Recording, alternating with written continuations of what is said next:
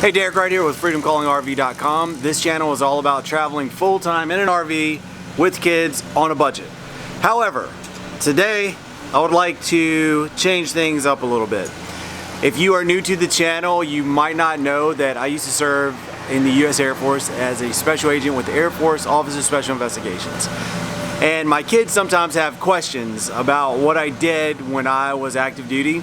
And now I have started to kind of let them in on what I did.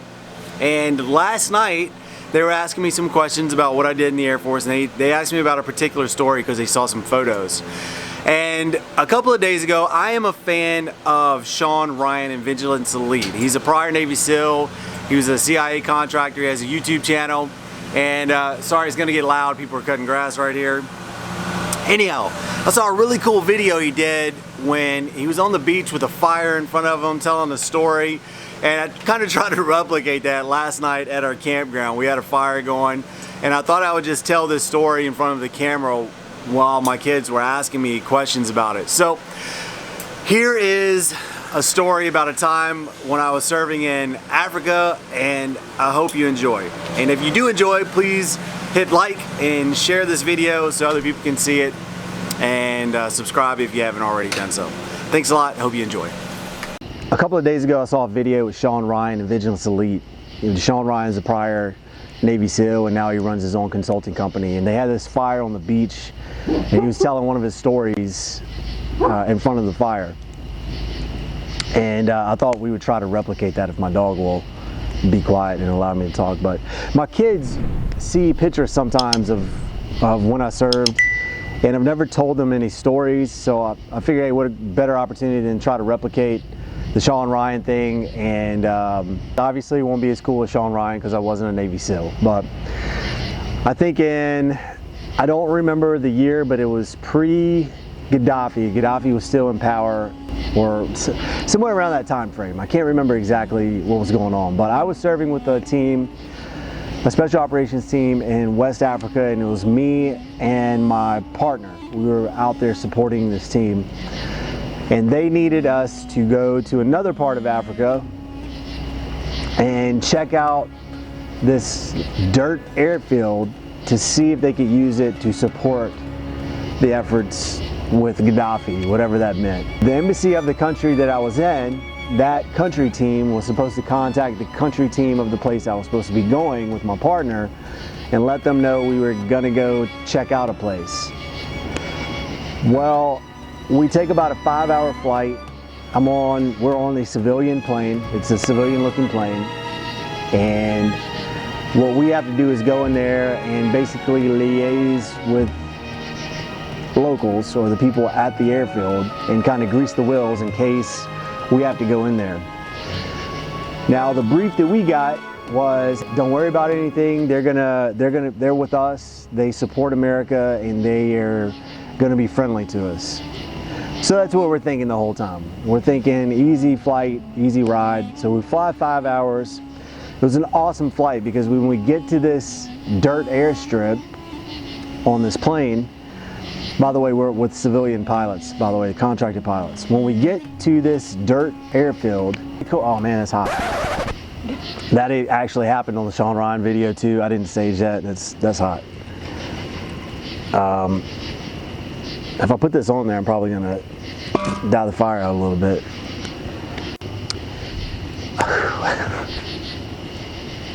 It's like the wind shifted or something. Woo. We're gonna be quick because this is getting in my face. All right, so the airfield is gorgeous. It's we'll just say it's in the middle of the desert, right? In the middle of nowhere, there's this little dirt landing strip, and we kind of buzz the runway because we notice there's something on the pilot tells us that there's something on the runway we can't land. And as we get closer, this particular plane had a door that we could look out, and there were camels on the runway, camels and donkeys on the runway. So what we did was we buzzed the dirt runway to get the camels off, like wild camels, like one of the most fascinating things I've seen. And I've got some video. If I can find that footage, I'll actually put it on this. I'll actually put it on this video. It probably makes it more funny because now we got smoke all in my eyes. We buzz the runway, and then we turn around, we make another pass, and we're landing. And as we land, we don't see anything. There's nothing around. There's like, you can tell that planes have landed at this place before, but not in a while. Anyhow, over the horizon, we see like a dust cloud. It's like something you would see off of Aladdin, or like, you know, Prince of Arabia or something. There's this dust cloud. We know that there's something coming at us. We just can't see it because the horizon is there. And we're sitting there thinking like, what is this? And then we hear a little bit of rumbling, almost like it's horses or it's trucks or something. And we can obviously tell it's coming at us. Get over here? I can, if that would that be easier? Well, it's not blowing over here. You can try it. Can you see me? No? Yeah. Yep. Sean Ryan remake take 2, right? If anybody knows Sean Ryan, you know, send him this clip. Maybe he'll think it's funny. I don't know. Oh man, and my crate fell. A whole bunch of those bugs that were in the whole bunch of bugs that were camels running. All right. Bugs. All right. So take 3. Take 3. All right. So we buzz the runway, get the camels and the donkeys off. We turn around. We land. We stop the plane. We knew that something was coming at us. So we look out the windows and we see like this dust cloud coming at us. So we know that there's either a lot of people or something that's coming at us, and we were like, where are all the people that are supposed to meet us here? You know, there was supposed to be, they knew we were coming. So someone should have met us here, you know, been on the ground and directed us, because we were on the ground for probably about 15 minutes before we saw one person. So that's a little alarming, because usually when this happens, somebody's there. They're there to greet us, and they're there to expedite things. As a matter of fact, most times they're called an expediter. So we're still looking out the window, and we can make out gun trucks. These are trucks with 50 cals. Dushkas on the back of these trucks. And there was about 12 of them. They were coming, really, oh man, smoke moved again. So they're coming at the plane. And me and my buddy, everyone else is kind of freaking out. There are 4 other guys on this particular plane. Oh yeah, and I did mention that we were not allowed to take any weapons in this country. So we didn't have guns, we weren't armed. We weren't allowed to be armed in this particular country, but they still needed us to go and do what we do. It's probably best that we didn't have guns, because if we did have guns on them, it would have been, this could have went a lot worse. But anyhow, long story short, the embassy team of the country that I was supporting did not make contact with the embassy team of the country that we were flying into. So the people on the ground thought, obviously this is a civilian looking plane, it's not a military looking plane. They thought that we were running drugs from South Africa and making our way up to cross the Mediterranean. And what they were planning on doing, so the National Guard did show up. They were ready to take over anything we had on the plane. These were not exactly, if you know anything about some African countries, mid-level to higher level guys, most of them are corrupt in some way. You know? So take 4. That's already take 6. My kids say take 6. So the people that are there do not know we're coming, and all they do, they see a civilian looking plane land on their dirt airfield with no warning. Well, when they show up guns out, guns blazing. All their guys get out of the trucks with AKs. And me and my partner look at each other and we're like, I guess we're gonna have to handle this, because the other guys on the plane are civilians. So we look at each other, they drop down the door on the back of the plane. We walk out with our hands up. The pilots tell us, the pilots, we're not allowed to have our weapons. We don't have duty weapons. We don't have any weapons on this plane except for the pilots. Pilots have weapons, which they have 9mm to actually protect themselves in case of emergency and they're locked up. So they actually throw us their guns, me and my partner. And they're like, here, take these. And we're like, man, we thought about it for a second. For a split second, we thought, okay, a little gun is better, a 9mm is better than nothing at all. And then when we looked out again, we saw 50 cals and AKs, and you know, we were like a Coke can. If they wanted to open fire on us, we would have been gone in a heartbeat. And the thing is no embassies talk to each other, so it would have been a long time before anybody would have, one, known exactly where we were, and two, could have had a QRF out there to actually pick us up. Yes, it has a ramp. If any of you guys are familiar with planes, you probably know what plane I'm talking about. But a guy comes out, he speaks no English, and all he says to us is, we need on the plane. We're getting on that plane. On the plane, on the plane. Get off the plane, we on the plane. Get off the plane, we on the plane. And after a couple of conversations, there's another guy who's wearing major rank, like the same, or in the Navy it'd be like lieutenant commander or something, but a 04 rank he's wearing. And this guy speaks about 3 words of English. He says, hi, friend, and we start a conversation with him. Luckily,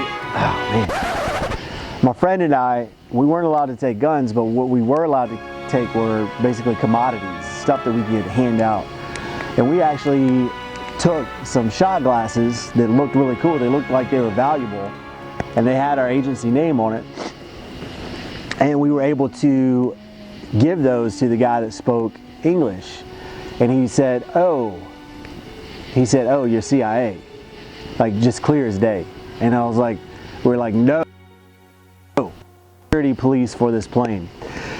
So again, a long story very short, we ended up making okay friends. We gave this guy a couple of commodities, all the commodities that we had, and he was cool to us. He kind of had our back, and he walked around with us, and although he didn't speak any English, he was pointing out stuff, and we were like, hey, you know, how long is this? There was actually a road that went through the runway, or this dirt runway, which I thought was weird as well.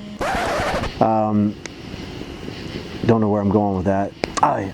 So give this guy the commodities, but he's only a major. Now when we get back to the plane, there is still a guy who is obviously in charge. He's the one that's telling everybody where to go, what to do, and he's still telling us that he needs to get on this plane, and he needs a manifest. The manifest is written in English. We know this guy is not going to be able to read the manifest, so we give it to him, and we're thinking he's going to try to use that, because this is what happens when a lot of times when you land in Africa with some of these planes, people try to board and they try to steal what you have. So after I gave this guy the commodity, or the shot glasses with, you know, a badge on it, and after I gave the leader the manifest in English, the major, the guy who we gave the commodities to, he pulls us over to the side, me and my partner, and he said, You have to put more wood on there. yeah. Where you get a piece of wood? Go get a piece of wood. Right over there. Go. So the major, the guy that we gave all the commodities to, after we gave the manifest to the leader, the major takes us over, and he said friend. He was like, police. He's like, we thought you were drug dealers. He basically said, we thought you were drug dealers, and we were about to take we were about to confiscate all your drugs, because only drug dealers in civilian planes. So they had military planes land there before, and it was fine. But since no one called them, and we were in a civilian-looking plane, this was a very precarious situation. Anyhow, it all worked out. I've got some cool photos somewhere of these guys, and if I can find them, I'll definitely put them in here. But that was definitely a pucker situation, because we had nothing, we had no cover. We were just on this plane. We were surrounded by 50 cals and AKs, And we had debated, me and my partner were like, okay, we're gonna take these guns and we'll do whatever we have to do. Because they approached us kind of aggressively. And we're like, if we have a gun, at least we can fight a little bit. And then we thought, and we're like, you know, it's probably gonna be a lot worse if we have guns. Maybe we can talk our way out of this. So there was an extreme pucker factor with that. But anyhow, it all went well. The sad news is I heard the intelligence guys told us that a couple of weeks after we left, Gaddafi, in order to protect himself and try to protect his position, he had hired mercenaries to protect him. And when Gaddafi actually was killed, those mercenaries had nowhere to go. So as they were escaping Libya, I guess they ran across this airfield and they actually, it was a big gunfight at this airfield, and some of those guys we have pictures with, I heard didn't make it. But if I can find the photos, I'll post them up here, and I'll see if I can find the video of us buzzing to move those camels. And that is my pucker factor story in Africa when the embassy team in one country didn't talk to the embassy team in another country. Or actually, I should say, and that's my attempt of trying to be cool like Sean Ryan, talking in front of a fire. So what was heading at you? Trucks with guns on them. Lots of big guns. Yeah, what's that? Ow. You guys can ask questions. I think it'd be cool to answer those. So, did you? Commodities are just gifts. They're just gifts that we have to keep track of. But did you actually see that? What were the guns that they Yeah, you think I made that up? Yeah, but what were the guns No. that they offered to give you?